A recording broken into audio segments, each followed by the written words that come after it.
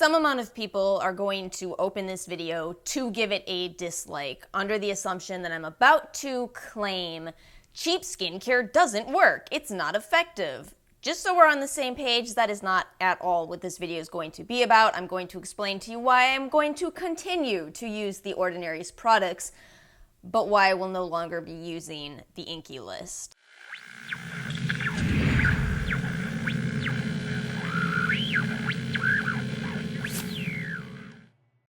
Welcome back to the rabbit hole. I am coming on camera barefaced for another 2-week skincare review. By now you probably know exactly what that means. It has indeed been 2 weeks to the day of me using the Inkey list products, morning and night, and I'm really ready to get this review over with. If I look a special kind of tired in today's video, I actually am, because I could not sleep last night over this video. True story.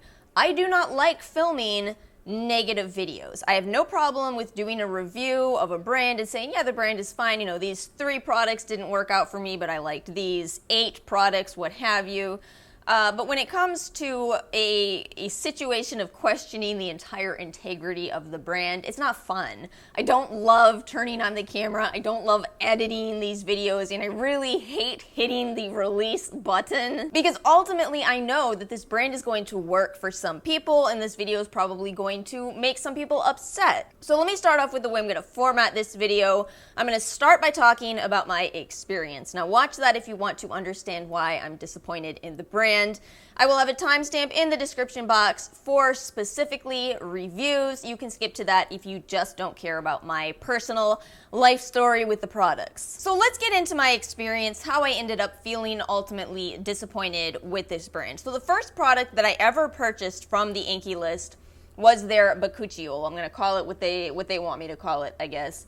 And something that was really nice after I ordered this is I saw the side of the box actually tells you the exact percentage of the active ingredient. So on here it says 1% bakuchiol, 1.5% sacha oil, 3% squalane, and I was like, oh, that's really exciting, because that type of transparency is what appeals to me. It's why I like The Ordinary's products. It's why I like any brand that is very clear about what is in their products. So very shortly after purchasing that, I bought the Pore Wonders set, which contains 4 of their products at a discounted price. I got this in the Sephora sale, so I got 20% off.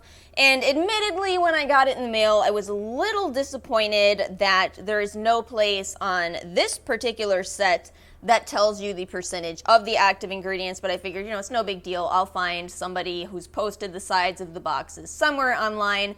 And it's true, I had no problem finding that. If you are looking, I think the easiest place, honestly, is eBay, where you have people holding the boxes. You'll see, you know, their hand. You'll see fancier nails than my own holding these boxes on eBay, that kind of thing. So that was very helpful to me. I found out that the BHA in this is a 2% BHA, exactly like The Ordinary's. The niacinamide is 10%, also exactly like The Ordinary's. The retinol is 1%, so they claim. Put a pin in that. Actually, no, we're going to park right here and we're going to talk about the retinol, because this is really what this whole controversy for me is over. So, I looked at my box, I read the ingredients list. I will put this ingredients list exactly as it appears on this box up for you to see.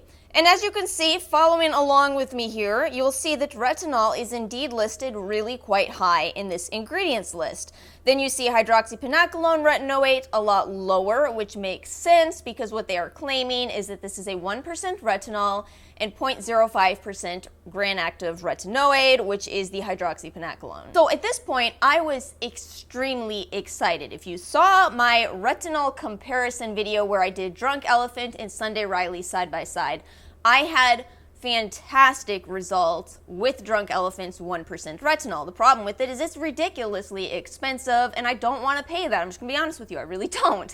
I would like to pay $10 for a 1% retinol. That sounds great. So we've now arrived at the point in my experience where I've started the products. Day one I start using these products. Day one, I'm extremely happy. I notice immediately that compared to The Ordinary, these products sit on my skin much nicer. They play with makeup much nicer. If you've ever used The Ordinary's products, especially under makeup, then you know what I'm talking about. A lot of The Ordinary's products kind of ball up. They're not very cosmetically elegant. So from a solid day 1 to day 5, I was thinking in my head, wow, the Inkey list is way better than The Ordinary. The prices are very similar. A couple of products are a little more expensive, but if they sit that much nicer under makeup, then I'm going to switch over to using the Inkey list from The Ordinary. However, on day 5 or 6, I woke up with a breakout. Now this is where it's important for you to understand my skin type. Most of you probably already know about my skin. I talk about it quite a bit because I review skincare often. So I have dry skin and acne. It's a rough combination, and it means that I cannot be one of those people without a skincare routine. If I'm not using potent ingredients in my skincare routine, my skin goes right back to the way that it used to be pre-skincare. I'll start having cystic breakouts. I'll start drying out like a desert. I am very, very jealous of people who are able to wash their face with shampoo. I am not one of those people. I genuinely need a complicated routine because it's what works for me. Yay, adult onset hormonal acne. It's a party, it's a party. So at this point, I had to start asking myself, what changed?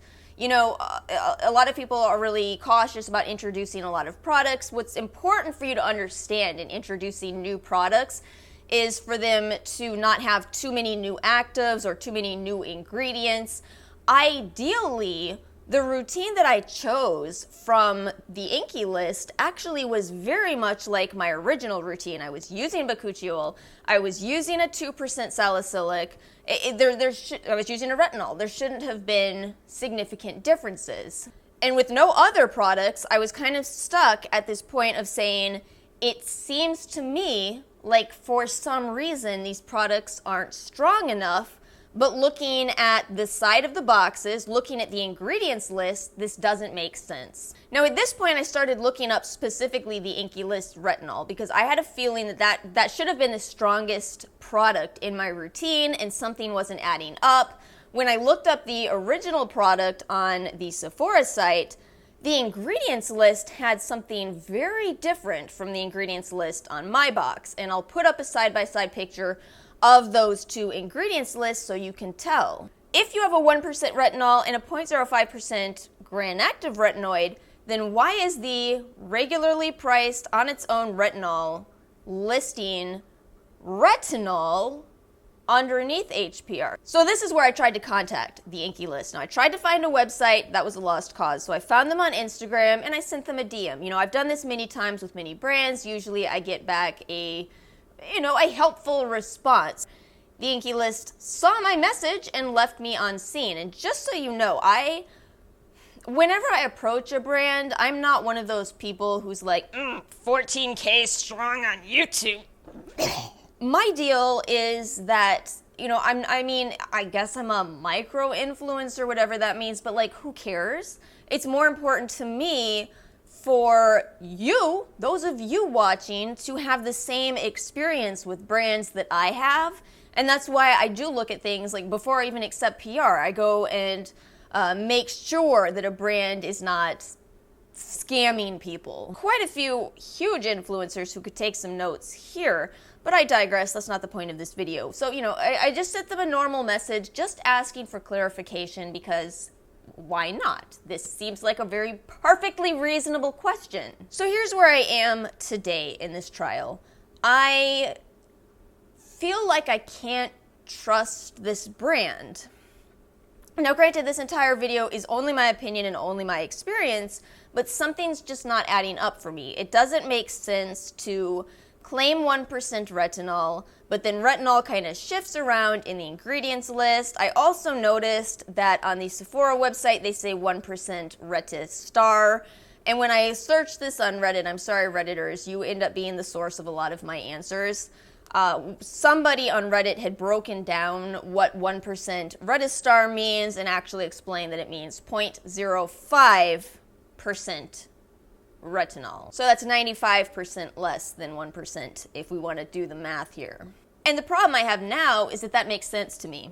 0.05% retinol plus even less gram-active retinoid makes sense. This is about what I would probably expect.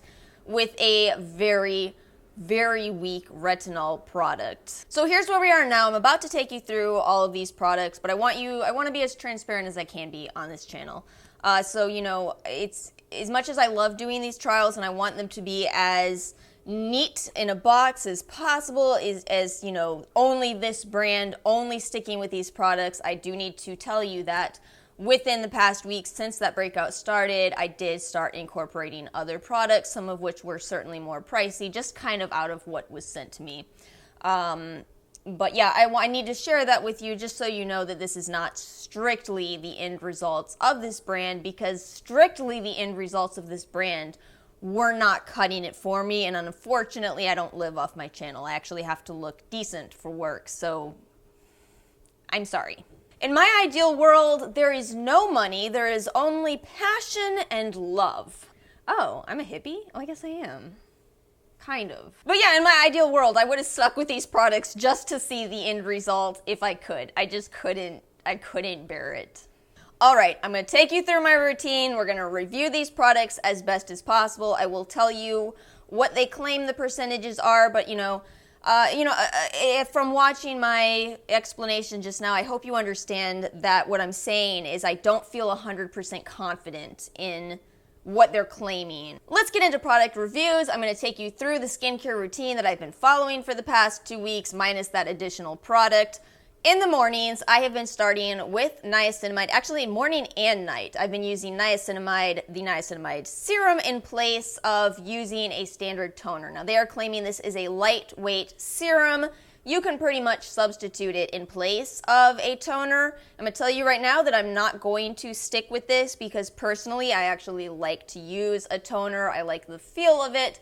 I like that it glides on my skin better than a lightweight serum, but I can see how this would work for some people. I also think, it's it's not $1. It's $9.99 for 1 ounce, whereas the Good Molecules niacinamide toner is $16 for 4 ounces. So I guess for me, this one was fine. I just don't see a point in repurchasing it when, for me, this particular one is just, I don't like the method of a lightweight serum in place of toner as much as just using a toner. So basically that one is personal preference. I still absolutely swear by niacinamide. I think that as long as I have niacinamide appearing anywhere in my routine, I have less redness on my face, which is exactly what you would expect. So I'd follow that with the beta hydroxy acid serum. This is another serum you could layer over the niacinamide, and that's exactly what I did. It is a 2% BHA plus 1% hyaluronic acid. Now, to me, that's a little interesting of an approach. BHA is something that you use to help you fight off acne, whereas hyaluronic acid is meant for kind of plumping out the skin. So they're kind of very different uses to put together into one product, but I guess it's a way of killing two birds with one stone. As problematic as that expression is. And this is $9.99 for 1 ounce, but to compare this to the ordinary salicylic acid, I really think I had better results with this. I don't know if it's because this is less BHA, if it's not a standard 2% as they're saying, but I had better results from the ordinary. So personally, I will be sticking with this. This is cheaper from the ordinary than the Inkey list. It's kind of no contest. So moving on, we have the bakuchiol, which is $9.99. There's a couple problems that I have with this, and I had so much hope invested in this product that I think that might be part of why I'm so disappointed. So take this how you will. I had really good results with herbivores, bakuchiol, and then also Pacifica's Crystal Ball Serum.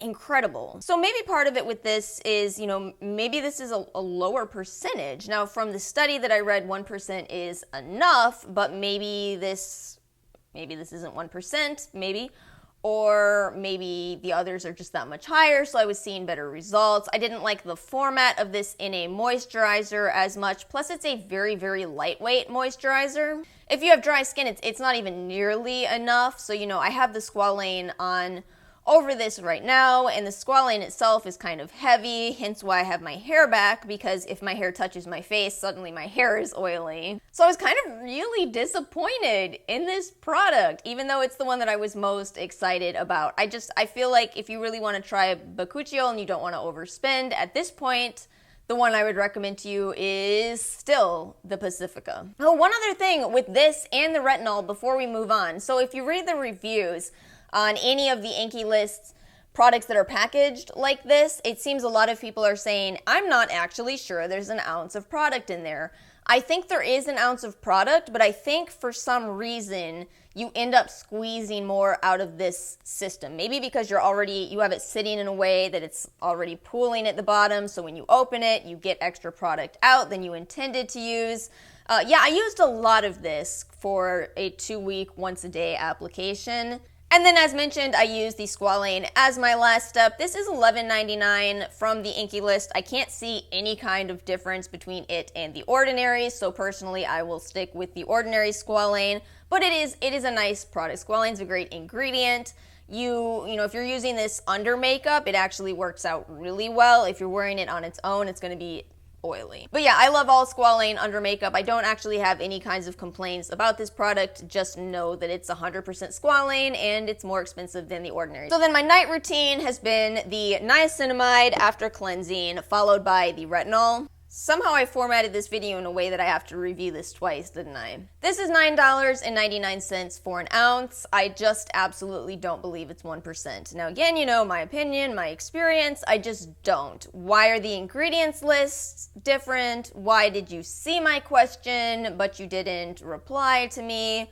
What the heck is going on with this, the Inkey list? So basically, the next product that I want to try is the Ordinary's 1% retinol and squalane. I feel like that's a really good resolution to all these issues that I've been having. I trust the Ordinary, while I'm really skeptical of this, plus same packaging issues. Same packaging. I shouldn't have gone through as much of this as I did, especially to see so little results. I wanted to add something else regarding specifically the retinol. So I looked at a lot of other reviews of this product, and one of the things that frustrated me is one of the reviews I saw described that person saw great results in 3 days of using the product.